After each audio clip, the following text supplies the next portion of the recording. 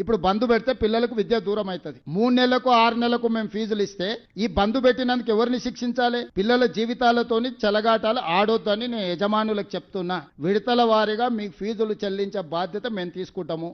పిల్లల చదువులకు ఆటంకం కలిగిస్తే యజమానులైనా ఉండొచ్చు, రాజకీయ పార్టీలైనా ఉండొచ్చు, ఎవరైనా కఠినంగా వ్యవహరిస్తాము. మీ డబ్బుల కోసం పిల్లల జీవితాలతోని చెలగాటం ఆడకండి. ఈ రోజు మీరు బంధు పెడితే అకాడమిక్ ఇయర్ లాస్ అయిపోతే ఆ పిల్లలకు చదువు తిరిగి రాదు. ఇవాళ మీ ఫీజు రియంబర్స్మెంట్ తిరిగి వస్తుంది. పిల్లలకు మీరు చేసే అన్యాయం తిరిగి వస్తుందా? ఇవాళ పిల్లలకు చదువు చెప్పకుండా కళాశాలలు బంధు పెడితే 3 నెలల తర్వాత ప్రభుత్వం నిధులు ఇచ్చింది అనుకో. ఇప్పుడు ఈ విద్య దూరమైన పిల్లలు ఏం కావాలి చెప్పండి? ఫేస్ రికగ్నిషన్ పెట్టిన పిల్లలకు టీచర్లకు తప్ప, ల్యాబ్లు ఉన్నాయా లేవో పరిశీలించమని చెప్పిన తప్ప, టీచర్లు ఉన్నరా లేరా చదువు చెప్పేటోళ్ళు ఉన్నరా లేరా చూడండి అని చెప్పిన తప్ప, భవనాలు ఉన్నాయా లేవా చూడండి అని చెప్పిన తప్ప, స్కూళ్ళు కాలేజీలు బంద్ పెట్టి ఏదో చేస్తాం అనుకుంటే మాత్రం అది పిల్లలకు అన్యాయం జరుగుద్ది. విద్య వ్యాపారం కాదు, విద్య సేవ.